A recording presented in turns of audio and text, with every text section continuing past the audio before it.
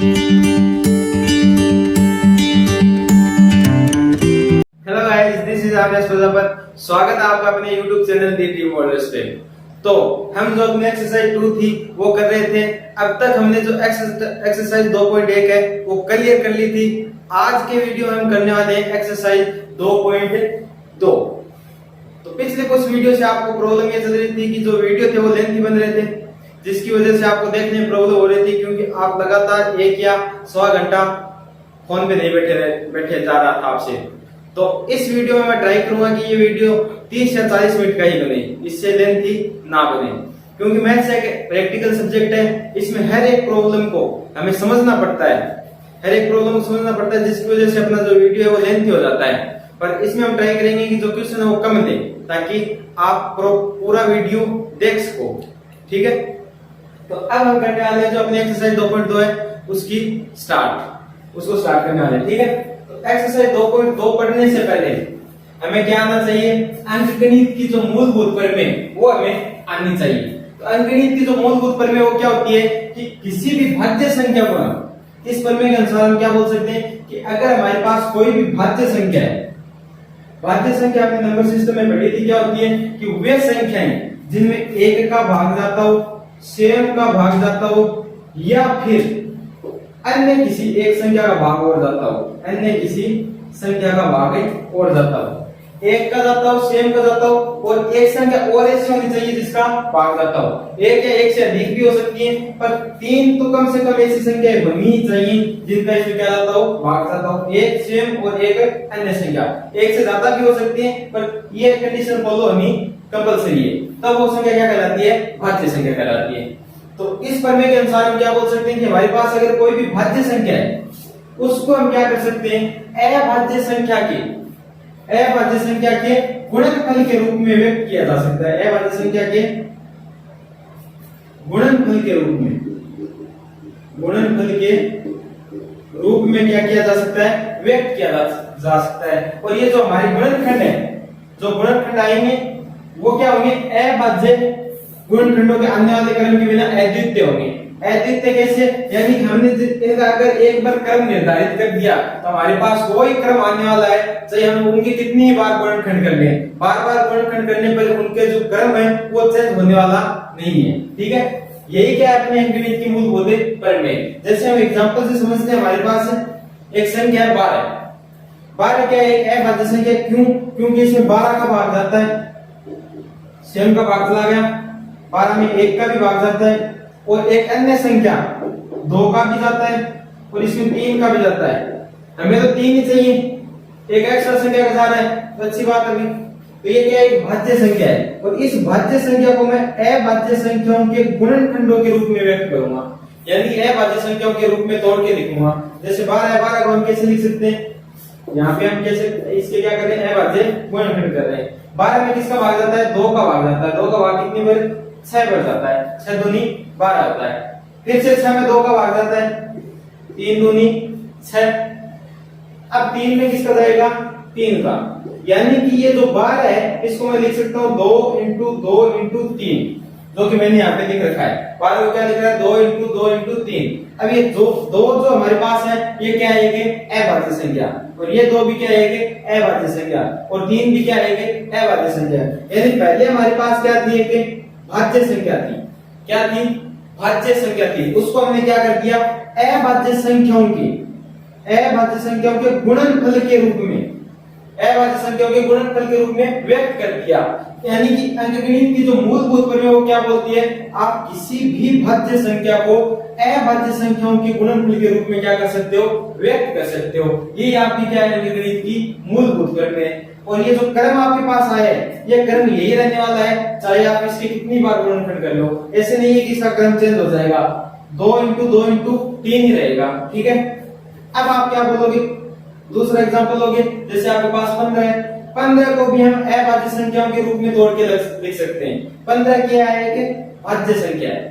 भाज्य क्यों है? क्योंकि इसमें 15 का भी भाग जाता है, 1 का भी जाता है, और इनके अलावा एक संख्या और है जो कि 3 है, 3 का भी भाग 15 में जाता है। इसका मतलब ये क्या है? कि भाज्य संख्या है। इस भाज्य संख्या को हम क्या लिख सकते हैं? अभाज्य संख्याओं के गुणनफल के रूप में तोड़ के लिख सकते हैं। 5 3 क्या होता है 15 होता है, 5 1 में 5, यानी कि 15 को हम लिख सकते हैं 3 × 5। यहाँ पे मैंने लिख रखा है 3 × 5। अब 3 हमारे पास क्या है एक अभाज्य संख्या और 5 भी हमारे पास क्या है अभाज्य संख्या, यानी कि इस भाज्य संख्या को मैंने दो अभाज्य संख्याओं के गुणनफल के रूप में क्या कर दिया, व्यक्त कर दिया। इसी प्रकार हम क्या दे सकते हैं 42 क्या आप अगर अभाज्य गुणनखंड करते हो तो आपके पास क्या आएंगे 42 में 2 का भाग दोगे 1 की दूनी क्या होता है 42 होता है। अब 3 का भाग दोगे तो 7 × 21 तो 7 एकम 7, यानी 42 को आप देख सकते हो 2 × 3 × 7, ये आपके पास आ जाएगा 2 × 3 × 7। अब देखो 2 1 क्या है अभाज्य, 3 भी क्या है एक अभाज्य और 7 भी क्या है एक अभाज्य। ये सारी की सारी संख्याएं क्या है अभाज्य है, जो कि किसके रूप में गुणनफल के रूप में, गुणा के रूप में, ठीक है। और 42 क्या है एक भाज्य संख्या है, क्या है ये भाज्य संख्या है, ठीक है। तो भाज्य संख्या को मैंने किसके रूप में व्यक्त कर दिया अभाज्य संख्या के रूप में। अगर आप किसी भी भाज्य संख्या को अभाज्य संख्या के रूप में व्यक्त करते हो तो इस प्रमेय को अंकगणित में नाम दिया गया है कि ये जो प्रमेय है ये अंकगणित की मूलभूत प्रमेय है, यानी कि ये फंडामेंटल थ्योरम ऑफ अरिथमेटिक है, ठीक है। तो ये थ्योरम हमने समझ ली। अब हम स्टार्ट करते हैं जो एक्सरसाइज 2.2 है उसके फर्स्ट क्वेश्चन से, ठीक है। तो इसको मैं इरेज कर देता हूं।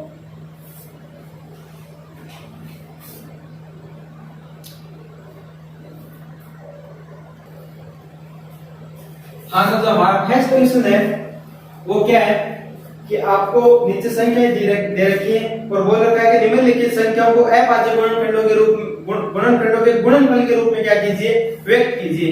तो आपके पास जो फर्स्ट संख्या वो क्या है 468 है। आपके पास दी गई संख्या क्या है 468 है, ठीक है। ये संख्या आपको क्वेश्चन में दी गई है। आपको क्या करना है इस संख्या को अभाज्य संख्याओं के गुणनफल के रूप में व्यक्त करना है। तो इसके हम अभाज्य गुणनखंड निकालेंगे तो कैसे निकालेंगे, ऐसे एक बॉक्स तैयार करते हैं, छोटी क्लास में सीखा हमने। अब देखो ये जो 8 है, अगर हमारे पास इकाइयां 2 4 6 और 8 और इसके साथ 0, इनमें से हमारे पास कोई भी इकाई आ जाता है तो हम क्या बोलेंगे उस संख्या में किसका डिवाइड जाएगा 2 का क्या जाता है उसमें भाग जाता है। तो 2 का 4 में देंगे 2 दूनी 4 3 दूनी 6 4 दूनी 8, 2 दूनी 4 3 दूनी 6 और 4 दूनी 8, ठीक है। अब क्या करना है आपको, फिर से आपके पास 4 आ रहा है और 4 दिन में है, इसका मतलब फिर से आपके पास इसमें क्या जाएगा 2 का भाग जाएगा। तो 2 एकम 2, फिर से 2 एकम 2, यहाँ पे आपके पास क्या बचेगा एक शेषफल बचेगा। आगे से क्या होता है यहाँ पे 4 14 हो गया। तो 14 में आप 2 का भाग दोगे तो 7 दूनी 14। अब देखो आपके पास इनमें से कोई भी संख्या यहाँ पे इकाई अंक पे नहीं है, इसका मतलब आप सेकंड काम क्या करोगे, ये जो आपके पास नंबर्स हैं इनको ऐड करोगे 1 + 1 + 7, तो आपके पास कितना आने वाला है 1 और 1 2 2 और 7 9। अब आपको देखना है कि ये जो आपके पास संख्या है ऐड करने के बाद आपके पास जो संख्या है उसके अंदर 3 का भाग जाता है या नहीं। अगर इस संख्या में 3 का भाग जाता है तो आपके पास ये जो नंबर है इसमें भी 3 का भाग जाएगा। ये क्या है हमारा 3 से भाजकता का नियम है, ठीक है। इसमें 3 का भाग जाएगा क्योंकि इस संख्या में 3 का भाग जाता है। 3 3 क्या होती है 9 होती है, ठीक है। अब देखो 11 में 3 का भाग कितनी बच जाएगा 3 3 9 बच गया कितना 9 और 2 11, आगे इसके क्या होता है 7, तो 9 3 कितना होता है 27। अब देखो फिर से हम इसको क्या करके देखेंगे ऐड करके देखेंगे, 3 और 9 कितना होता है 12 होता है, ठीक है। अब देखना आपको ये है कि 3 की टेबल में 12 आता है तो 3 चौका कितना होता है 12 होता है। तो आप क्या बोलोगे इसमें भी 3 का भाग फिर से जाएगा। तो 3 एकम 3 और 3 3 कितना हो गया 9। 13 में हमें पता है 13 का ही भाग जाता है क्योंकि ये क्या है कि अभाज्य संख्या है, ठीक है। तो हम 468 है उसके अभाज्य गुणनखंड है उसको कैसे लिख सकते हैं हम 468 के अभाज्य गुणनखंड। आपको डायरेक्ट लिखना है, ये आपको किस में करना है रक्त में काम करना है, ठीक है।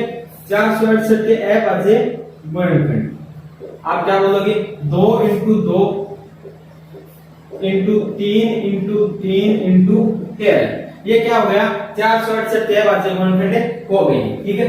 अब आपको इनको स्क्वायर के रूप जिसकी स्क्वायर होती है उसको मतलब आपको पावर के रूप में लिखना है इनको। कैसे, जैसे यहाँ पे 2 2 पर आ रखा है तो आप क्या बोलोगे 2 की पावर 2, 3 भी 2 बना रखा है तो 3 की पावर भी 2 और आगे क्या हो गया 13। ये क्या है, ये है 468 के अभाज्य गुणनखंड जो कि हमें क्वेश्चन में पूछे गए थे। ठीक है, तो ये हो गया हमारा फर्स्ट का फर्स्ट। अब देखते हैं फर्स्ट का सेकंड। सेकंड में क्या बोल रखा है कि 945 के आपको क्या निकालना है, अभाज्य गुणनखंड निकालना है। आपको बुक में सिर्फ और सिर्फ सॉरी जो नोटबुक है उसमें इतना ही काम करना है और ये जो काम है अपन ये जो अभाज्य गुणनखंड निकाल रहे हैं ये क्या है, रफ हो रखा है। ठीक है, इसको आपको क्या करना है, रफ में ही करना है। अब देखो आपके पास नेक्स्ट संख्या क्या है, 945 है। 945 में आप देखोगे कि 2 का डिवाइड नहीं जाएगा। क्यों नहीं जाएगा, इनमें से हमारे पास कोई भी इकाई अंक पे नहीं है। तो आप क्या करोगे, 3 के लिए देखोगे कि 3 का डिवाइड जाता है कि नहीं जाता है, तो आप इनको ऐड करके देखोगे 5 4 9 9 9 कितना हो गया 18। और 18 क्या है कि 3 के पहाड़े में आता है, 3 की टेबल में आता है। इसका मतलब इस संख्या में अपना किसका भाग जाएगा, 3 का भाग जाएगा। देखो कितनी बार जाएगा, 3 3 कितना होता है 9। यहाँ पे क्या होगा, 3 एकम 3, 4 में से 3 के 1 बच गया, आगे से क्या होता रहेंगे 5, 5 3 कितना होता है 15 हो गया। तो इसमें 3 का भाग देंगे, हमारे पास आएगा 315। अब आपको फिर से देखना है इसमें 3 का जाता है क्या, तो 5 और 1 6, 6 और 3 कितना होता है 9, और 9 में 3 का भाग जाता है, इसलिए इस संख्या में भी 3 का भाग जाएगा। देखते हैं 3 एकम 3, 1 में 3 का भाग नहीं जाता है तो हम क्या बोलते हैं, टूटे भाग की बिंदी। 1 का 1 हमारे पास फिर से बच गया, आगे से क्या होता रहेंगे 5, 5 3 15। अब सेम प्रोसेस आपको फिर से दोहरानी है। फिर से आप इनको ऐड करके देखो 5 0 1 कितना होता है, टोटल 6 होता है। 6 में 3 का जाता है, इसका मतलब इस संख्या में भी 3 का भाग जाएगा। तो 3 3 9 बच गया, 1 आगे से उतारेंगे 5, 5 3 15। अब देखो, अब ऐड करो इनको, 5 और 3 कितना होता है 8, और 8 में कभी भी 3 का भाग नहीं जाता है। इसका मतलब इस संख्या में फिलहाल 3 का भाग जाने वाला है नहीं।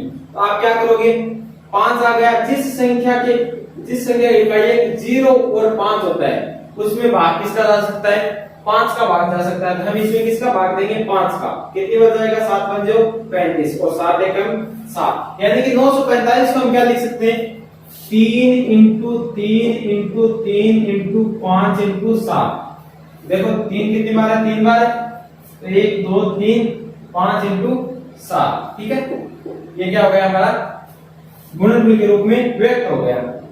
अब क्या बोलोगे आप, 3 की पावर कितनी आपके पास, 1 2 3 इंटू 5 इंटू 7। ये हमारे क्या हो गए 945 के अभाज्य गुणनखंड हो गए।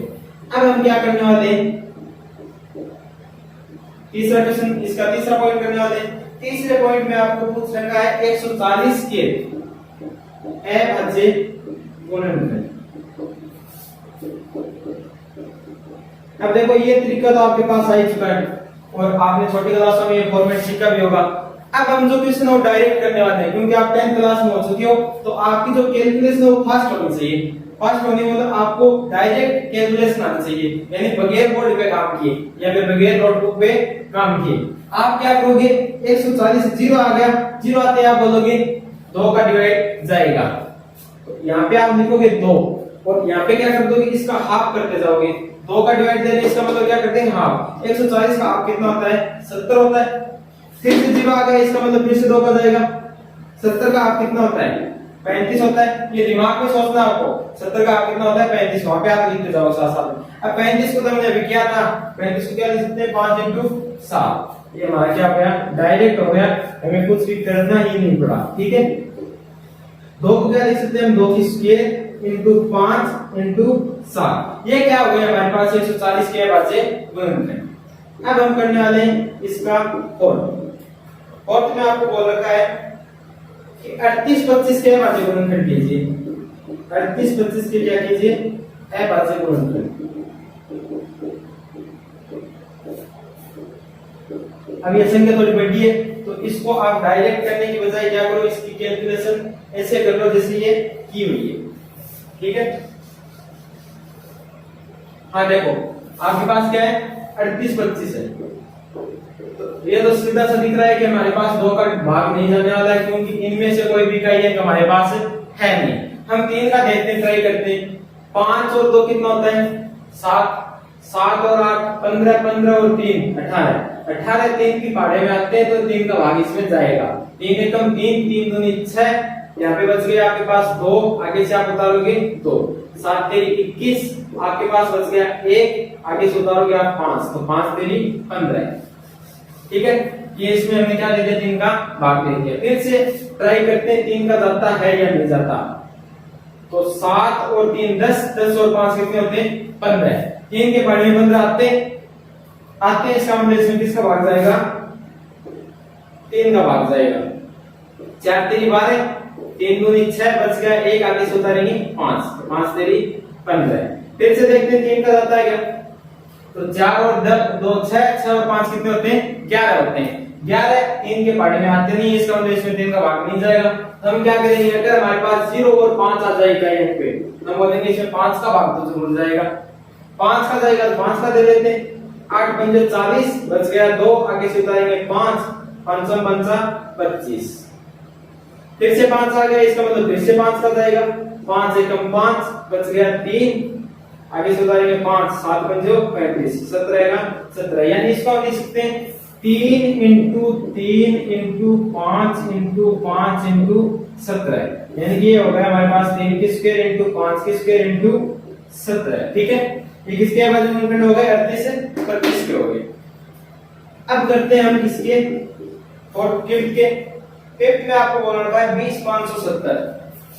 20,570 के अभाज्य गुणनखंड आपको करने हैं। ठीक है, 20,570 के अभाज्य गुणनखंड आपको करने हैं। यहाँ पे लिख लेते हैं हम 20,570 को। 20,570 के करते हैं अभाज्य गुणनखंड। तो यहाँ पे हमारे पास इकाई 0 है, जो कि इनमें से इसका मतलब इसमें 2 का भागे जाएगा। हम क्या करते हैं? इसमें 2 का भागे देते हैं। तो 2 एकम 2, 0 का 0, 2 दूनी कितना होता है? 4, बच गया आपके पास 1, आगे से उतारोगे आप 7, 8 दूनी 16, फिर से आपके पास 1 बच गया, आगे से 0 उतारेंगे तो 5 दूनी 10। ये हमने इसमें किसका भाग दे दिया? 2 का। अब आपको क्या करना है? 3 के लिए देखना है, क्योंकि 2 का तो इसमें जाएगा नहीं। 2 का कब जाता? जब इनमें से कोई भी इकाई यहाँ पे होता। तो 3 का देखते हैं। 8 2 10, 10 और 5 15, 15 और 1 16। 3 के पहाड़े में 16 नहीं आते। इसका मतलब हम क्या कहेंगे कि इसका इकाई 5 है, और 0 और 5 किसी संख्या का अगर इकाई होता है तो उसमें किसका भाग जाता है? 5 का जाता है। ये क्या हो जाएगा? 5 दूनी 10। यहाँ पे देखो 2 में भाग जाएगा नहीं, तो टूटे भाग की भिंडी।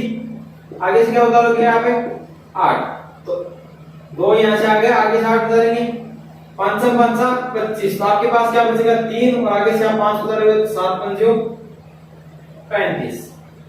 अब देखो किसका भाग जाएगा। आपको क्या करना है? आपको जस्ट 5 का भाग इसमें जाएगा नहीं, तो आपको जस्ट 5 से आगे वाली अभाज्य संख्या का भाग देना है। अभाज्य संख्या क्यों दे रहे हैं? क्योंकि हमें पता है किसी भी भाज्य संख्या को अभाज्य संख्या के गुणनफल के रूप में व्यक्त किया जा सकता है। ये बात हमें कैसे पता चली? क्योंकि हमने शुरुआत में जब वीडियो स्टार्ट किया था तो अंकगणित की मूलभूत प्रमेय पढ़ी थी, और उस प्रमेय के अनुसार हम क्या बोल सकते हैं कि किसी भी अभाज्य संख्या को, किसी भी भाज्य संख्या को अभाज्य संख्या के गुणनफल के रूप में व्यक्त किया जा सकता है। तो ये 5 से जस्ट आगे वाली अभाज्य संख्या हमारे पास क्या है? 7 है, तो हम इसमें साइड में 7 का भाग देख लेते हैं। 7 दूनी 14, आपके पास बचेगा 6 5 9 63 2 7 728। 7 का नहीं जा रहा है, इससे जस्ट आगे वाली संख्या कौन सी होती है? 11, और 11 का साइड मेरे हिसाब से चला जाएगा इसमें। तो 11 एकम 11, आपके पास 9 बच गया, आगे से आप उतारोगे 5, तो 11 ठीक 88। यहाँ पे आपके पास बचने वाले हैं 7, आगे से क्या उतारोगे? यहाँ पे 7, 11 सत्ती 77। 11 का चला गया। फिर से हम 11 का लेके देखते हैं। 11 एकम 11, अब क्या बचेगा? यहाँ पे हमारे पास 7, आगे से 7 होता है 11 सत्ती 77, तो आपके पास क्या आ गया? 17। यानी कि आप 20,570 को 2 इंटू 5 इंटू 11 इंटू 11 इंटू 17 के गुणनखंड के रूप में व्यक्त कर सकते हो। तो मैं यहाँ पे लिख रहा हूँ 2 इंटू 5 इंटू 11 इंटू 11 इंटू 17। ये आपके पास होगा 2 इंटू 5 इंटू 11 की स्क्वायर इंटू 17, क्योंकि 11 हमारे पास क्या है? 2 बार है। तो ये था हमारा फर्स्ट क्वेश्चन जो कि हमने कंप्लीट कर लिया है। अब हम करने वाले हैं इसके बाद सेकंड क्वेश्चन, ठीक है।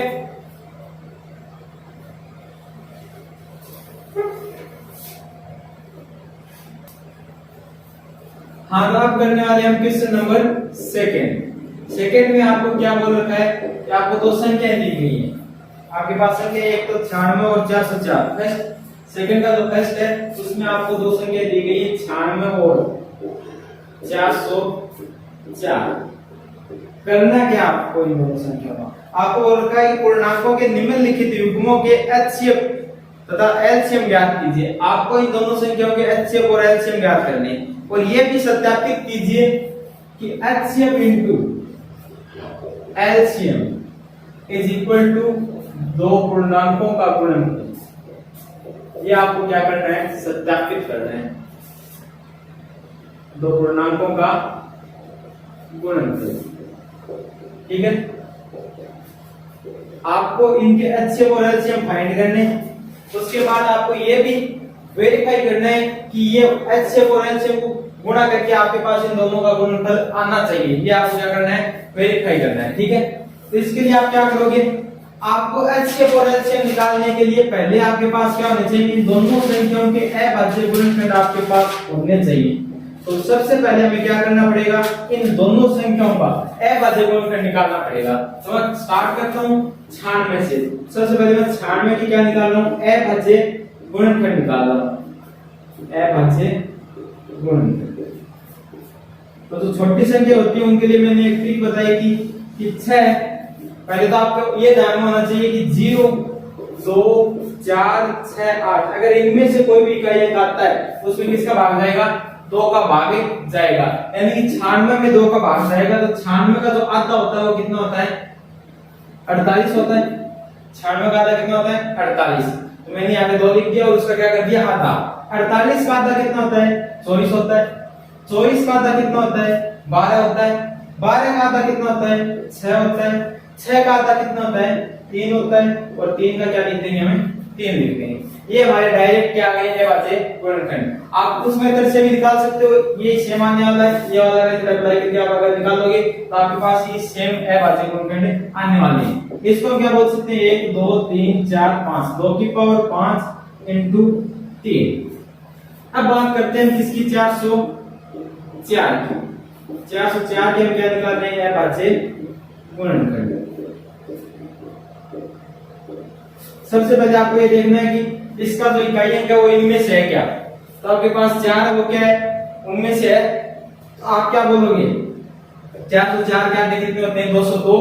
202 में भी 2 है, इसका मतलब इसका भी आधा करेंगे तो कितना आएगा, 101। और 101 मैंने आपको अभाज्य संख्या पढ़ाई थी, उन्हें बताया था कि 3 अंकों की जो सबसे पहली अभाज्य संख्या होती है वो क्या होती है, 101 होती है। ये भी आपको ध्यान में रखना ताकि कहीं भी आप ये जो अभाज्य गुणनखंड करो इनमें प्रॉब्लम ना आए, ठीक है। तो 3 अंकों की जो सबसे पहली अभाज्य संख्या वो क्या होती है, 101। इसको हम लिख सकते हैं 2 की स्क्वायर इनटू 101। अब आपको क्या करना है, आपको ज्ञात करना है एचसीएफ और एलसीएम। उसके बाद हम क्या करेंगे, वेरिफिकेशन करेंगे, ठीक है। चलो निकालते हैं इसका एचसीएफ और एलसीएम। अब एचसीएफ और एलसीएम निकालने से पहले हमें पता होना चाहिए कि एचसीएफ और एलसीएम रियल में है क्या, ठीक है। एचसीएफ और एलसीएम है क्या, या फिर हमें इसे किस प्रकार से निकालेंगे, तो मैं आपको एक ट्रिक से बता देता हूं ताकि आप कभी इसको भूलें नहीं। तो जैसे मान लो हमारे पास एचसीएफ है, एचसीएफ में हम अब का मतलब निकालेंगे क्या, फूल। फूल का मतलब होता है हिंदी में मूर्ख। यानी कि जो हमारा एचसीएफ है ना वो एकदम से मूर्ख आदमी है। क्यों मूर्ख है, क्योंकि इसको किसी ने बोल दिया कि तू कहीं पे जाए तो तेरे को वही चीज लेनी है जो सबको मिल रही हो। अगर वो जो चीज है वो सबको नहीं मिल रही है, या फिर जो नंबर है वो सबको नहीं मिल रहा है, तो तेरे को नहीं लेना है। तो एचसीएफ अपनी पहली कंडीशन को फॉलो करता है कि ये तभी नंबर्स को लेगा तब जब कि इसके पास क्या है, जब कब लेगा, जब वो नंबर्स क्या हो, सभी के पास हो, वरना एचसीएफ उस किसी भी नंबर को नहीं लेगा। अगर ऐसी कंडीशन आ जाए कि सबके पास सेम नंबर ना हो तो उस टाइम में एचसीएफ अपना क्या होगा, 1 होगा।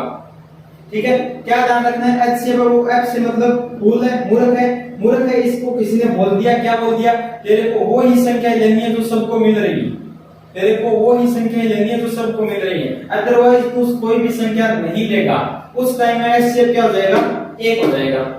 दूसरी और कंडीशन लगा दी इस पे, क्या, उनमें भी तेरे को छोटी पावर वाली लेनी है, पावर भी उनकी क्या होनी चाहिए, छोटी होनी चाहिए।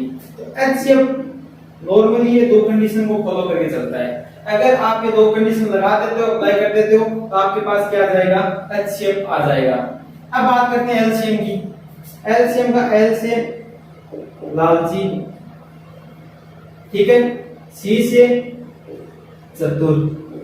अब ये जो एलसीएम है ना, ये क्या है, ये लालची भी है और चतुर भी है, एम का यहाँ पे कोई अर्थ नहीं है, एल से लालची और सी से चतुर। लालची कैसे, इसको कोई भी नंबर दिख जाओ, कोई भी संख्या दिख जाओ, ये लेगा ही लेगा, छोड़ेगा नहीं किसी को, हर एक संख्या को लेगा ही, इसका मतलब इसको हमने क्या बोल दिया, लालची बोल दिया।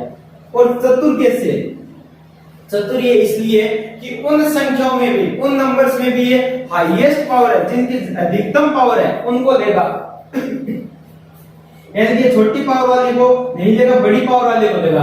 तो जो अपना एच है वो लालची भी और चतुर भी है, पर अपना जो एच है वो एफ से फूल है, यानी कि मूर्ख है, इसको किसी ने बोल दिया कि तेरे को वही संख्या लेनी है जो सबको मिल रही है, जो सबको मिल रही है, और उनमें भी छोटी पावर वाली लेनी है। और ये क्या करेगा, लालची है, इसका मतलब सारी की सारी देगा, छोड़ेगा कुछ भी नहीं, कुछ भी दिख जाओ चाहे इसको। और उनमें भी ये क्या, चतुर है, इसका मतलब ये बड़ी पावर वाली लेगा, ठीक है। अब देखते हैं इन दोनों संख्याओं का एचसीएफ और एलसीएम।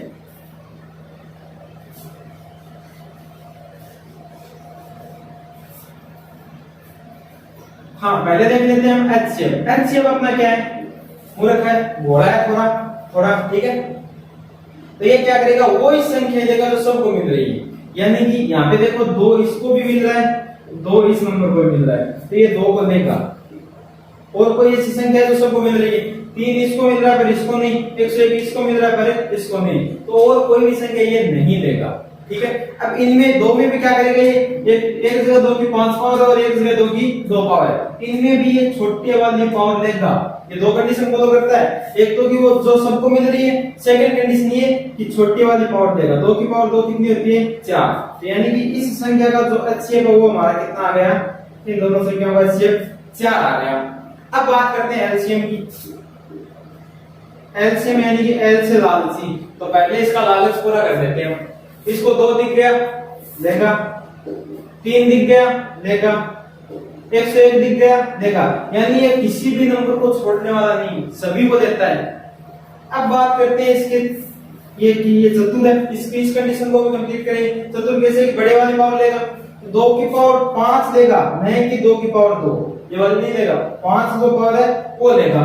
सेकंड कंडीशन, 3 की 1 की एक्स्ट्रा घास ले लेगा, 101 की भी है 1 है, 2 की पावर 5 हमें पता है 32 होती है, 32 इंटू 3 इंटू 101, 32 कितना होता है 96 इंटू 101, ठीक है। अब 96 को इससे गुणा करते हैं तो 96 एकम 96, 0 इसके लिए इसलिए मैंने 9 साथ में लिख दिया, आगे असलदा कितना जाएगा, फिर से 96 एकम 96, एलसीएम हमारा कितना आ गया, 96 आ गया, ठीक है। अब आपको क्या करना है, आपको इसका वेरिफिकेशन करना है।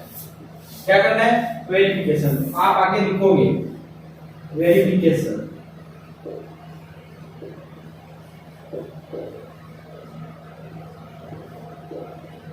चलो करते हैं वेरिफिकेशन। हमने क्या निकाल दिया, एचसीएफ निकाल दिया और एलसीएम निकाल दिया। हम क्या बोलेंगे, HCF into LCM is equal to, HCF हमारे पास क्या है 2 की स्क्वायर, एलसीएम हमारे पास क्या है 96।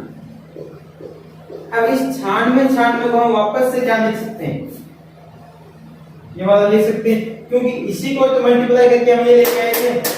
हम क्या बोल सकते हैं, 2 की स्क्वायर इनटू 96, ठीक है।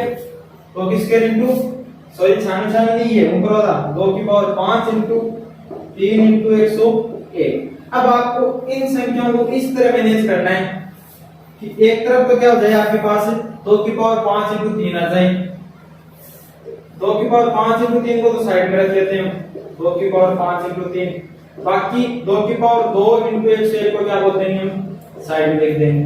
अब देखो 2 की पावर 5 इंटू 3 हमारे पास क्या था, 96 था, 96 था, तो इसको तो हम लिख सकते हैं 96, और इसको हम क्या लिख सकते हैं, 2 की स्क्वायर इंटू 101, 2 की स्क्वायर इंटू 101 को लिख सकते हैं हम 404।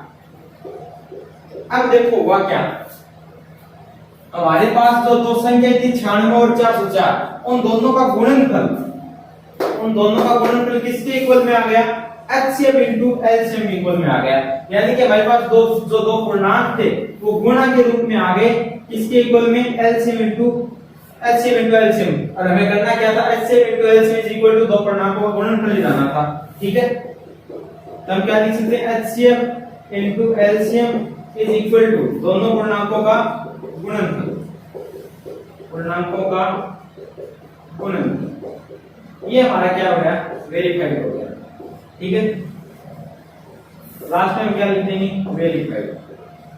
इसके वेरिफिकेशन करने का एक और तरीका भी होता है, क्या होता है, आप क्या करोगे, HCF इंटू LCM लिखोगे, इन दोनों का गुणा करोगे, जो भी नंबर आएगा उसको इक्वेशन फर्स्ट दे दोगे, फिर आप क्या करोगे, 96 और 404 को साइड में लिखोगे। मान लो मैंने यहाँ पे लिख दिया 96 इंटू 404, और इन दोनों का क्या कर दिया, मैंने मल्टीप्लिकेशन कर दिया, यानी गुणा कर दिया। जो भी नंबर आएगा ये वाला नंबर और इन दोनों को मैंने जो गुणा किया है वो वाला नंबर सेम आने वाला है। तो आप इक्वेशन फर्स्ट और सेकंड से बोल सकते हो, अगर आगे वाले दोनों नंबर सेम है तो इधर वाली ये जो नंबर्स हैं ये भी क्या होंगे, सेम होंगे, उससे भी क्या हो जाएगा, इसका वेरिफिकेशन हो जाएगा। बाकी बेटर ये रहेगा कि आप डायरेक्ट ऐसे कर दो। ठीक है, ये था हमारा सेकंड का फर्स्ट क्वेश्चन। अब करते हैं सेकंड का सेकंड क्वेश्चन। अब करते हैं सेकंड का सेकंड के सेकंड में आपको दे रखी है दो संख्या दे रखी है, आपको क्या क्या, 336 और 54, 336 और 54। इसमें भी आपको सेम काम करना है जो कि हमने फर्स्ट क्वेश्चन में किया था। तो आपको सबसे पहले क्या करना है, 336 के ए भाज्य गुणनफल,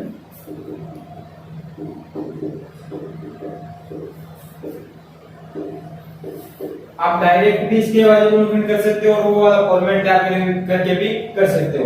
हम ट्राई करते हैं कि डायरेक्ट कर लें। ठीक है, लास्ट में अच्छा है, इसका मतलब इसमें किसका भाग जाएगा, 2 यानी कि इसका हाफ करना पड़ेगा आपको। तो ये 336 है, इसका मतलब 150 300 होता है, 150 में 18 दूनी कितना होता है, 36। ये आपके पास आ गया 168, यानी कि इसका हाफ करोगे तो आपके पास क्या आने वाला है, 168। फिर से 8 आ गया, 168 का अगर आप आधा करते हो तो कितना आएगा, 8 और 4 84। ठीक है, अब 84 में 4 आ गया, फिर से इसमें किसका भाग जाने वाला है, 2 का। इसका भी अगर आप आधा करते हो तो आपके पास क्या आने वाला है, 4 और 2 यानी कि 42। 42 का आधा हमें पता है कितना होता है, 21। 21 को हम देख सकते हैं 7 इंटू 3 या फिर 3 इंटू 7। ये हमारे पास आ गया 2 की पावर 4 इंटू 3 इंटू 7। अब आपको किसके वैल्यू गुणनफल करने हैं, 54 के। तो आप क्या बोलोगे, 54 के ए भाज्य गुणनफल। 54 के बाद 54 के हाफ कितने होते हैं, 27, और 27 को हम लिख सकते हैं 9 3 27, 9 को 3 इंटू 3 इंटू 3। देखो 27 का 54 का आधा कितना होता है, 27, और 27 को हम क्या लिख सकते हैं, 3 की पावर 3 व 3 मल्टीप्लिकेशन में ये है 2 इंटू 3 की पावर 3। ठीक है, अब आपको क्या करना है, HCF निकालना है। HCF क्या होता है, HCF होता है, हाँ हमने देखा था कि HCF मूलक होता है, इसका मतलब वही संख्या रहेगा तो सबको मिल रही है। 2 इसको भी मिल रहा है, इसको भी मिल रहा है, देखा। 3 इसको भी मिल रहा है, इसको भी मिल रहा है, देखा। और 7 उसको मिल रहा है, इसको नहीं मिल रहा है, इसका मतलब 7 नहीं मिल रहा। इनमें भी छोटी वाली पावर देगा, यानी 2 की पावर 1 ये वाला मिलेगा, 3 की पावर 1 यानी कि ये वाला मिलेगा, यानी 3 दूनी कितनी हो गई, 6। एक एक ही में एक कभी लगाते हैं नहीं। ठीक है, तो HCF अपना कितना आ गया, 6। अब बात करते हैं किसकी, LCM की। LCM को कुछ भी दिख जाओ, देखा 2 दिख गया, देखा 3 दिख गया, देखा 7 दिख गया, देखा। इनमें भी बड़ी वाली पावर 2 की 4, 3 की 3 और 7 की 1 ये कोई इलाज नहीं लेनी पड़ेगी। 2 की 4 होती है 16, यानी 2 को आपको 4 पर मल्टीप्लाई करना है। 2 को 4 पर करोगे 2 दूनी 4, 4 दूनी 8, 8 दूनी 16। 3 की 3 हमें पता है 27 होती है, अभी देखी थी हमने, इनटू 7। अब आपको क्या करना है, पहले इसको 7 से गुना कर देते हैं। ठीक है, 7 तो 7 49, 7 दूनी 14 और 4 18 इनटू 16 16 में कितना होता है 144 हाथ पाई हमारे पास हो गई 14। अब करनी है आपको 16 एंटी 16 एंटी कितना होता है साइड में कर लेते हैं 16 एंटी 8 से 48 8 4 12 128 होता है। ठीक है, तो 128 में आपको कितने और जोड़ना है 14 और जोड़ना है। ये हाथ पाई 8 4 12 का 2 हाथ पाई 1 2 और 1 3 और 4 142 142 का 2 14 30 से हाथ पाई होगी 16 एकम 16 16 और 14 कितना होता है 30 होता है। ये कितना आ गया हमारे पास 3024 आ गया। ये क्या हमारा एलसीएम। अब आपको क्या करना है इसका वेरिफिकेशन करना है। वेरिफिकेशन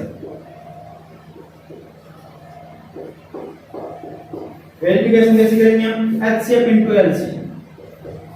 एचसीएफ लिखेंगे एचसीएफ हमारे पास कितना है 6 और एलसीएम हमारे पास कितना है 3024। 6 को हम क्या लिख सकते हैं ऊपर देख के 2 × 3 लिख सकते हैं और 3024 को हम ऊपर देख के क्या लिख सकते हैं 2 की पावर 4 × 3 की पावर 3 × 7। अब आपको इसको इस प्रकार से मैनेज करना है कि एक जगह तो ये हो जाए और सेकंड जगह ये हो जाए। मैं ये वाला पहले मैनेज कर रहा हूं 2 की 4 × 3 × 7। ठीक है, फिर मैं मैनेज कर रहा हूं ये 2 × 3 की 3। देखो 2 की 4 आ गई 3 आ गया 7 आ गया 2 आ गया 3 की 3 आ गई। ठीक है, अब ये वाली है इसको हम क्या लिख सकते हैं 2 की 4 3 × 7 इसको हम लिख सकते हैं 336 336। इसको हम क्या लिख सकते हैं 2 × 3 की 3 2 × 3 की पावर 3 इसको लिख सकते हैं 54। ये क्या आ गया हमारा एचसीएफ और एलसीएम में ये दोनों पूर्णांकों के दो पूर्णांकों का गुणनफल आ गया जो कि हमें क्या करना था सत्यापित करना था। ठीक है, यही भाई सेकंड मेथड भी बताया था मैंने इसका क्या आप एचसीएफ और एलसीएम को यहां पे अलग 6 से इसको गुणा कर दो जो भी नंबर आपके पास आए फिर उसको इक्वेशन फर्स्ट दे दो फिर इन दोनों को आप क्या कर दो गुणा कर दो जो भी नंबर आपके पास आए उसको इक्वेशन सेकंड दे दो। फिर होगा क्या ये वाला नंबर और ये वाला नंबर सेम आएगा। आप क्या बोलोगे इक्वेशन फर्स्ट और सेकंड से हम बोल सकते हैं अगर ये वाला नंबर और ये वाला नंबर सेम है तो इन दोनों का गुणा और इन दोनों का गुणा क्या होगा एक दूसरे के इक्वल होगा। ठीक है, ये मेथड मेरे हिसाब से बेटर रहेगा। बाकी आप जिस मेथड से चाहो उस मेथड से कर सकते हो। अब करते हैं इसका सेकंड का थर्ड। हाँ, तो अब करते हैं सेकंड का थर्ड। थर्ड में आपको क्या दिया है एक संख्या 90 और सेकंड वन क्या आपके पास 144। आपको इनका एचसीएफ और एलसीएम फाइंड करना है। फिर ये आपको क्या करना है इस प्रकार से वेरिफिकेशन करना है। तो पहले हम क्या कर लेते हैं इसका एचसीएफ और एलसीएम फाइंड कर लेते हैं। तो इसके लिए हमें क्या करना पड़ेगा 90 की भाज्य गुणनफल करने पड़ेंगे। 90 की भाज्य गुणनफल 90 का हाफ कितना होता है 45। 45 को हम क्या लिख सकते हैं 9 × 45 9 × 5 लिख सकते हैं पर 9 को भी हम क्या लिख सकते हैं 3 × 3। ठीक है, ये क्या हो गई 90 के भाज्य गुणनफल हो गए। तो इसको लिख देंगे हम 2 × 3 की स्क्वायर × 5। अब क्या हमारे पास 144 के भाज्य गुणनफल 144 का आधा कितना होता है 72 72 का 36 36 का आधा 18 18 का आधा 9 9 को क्या लिख सकते हैं 3 × 3। ये आपके पास हो गया 1 2 3 4 2 की पावर 4 × 3 की पावर 2।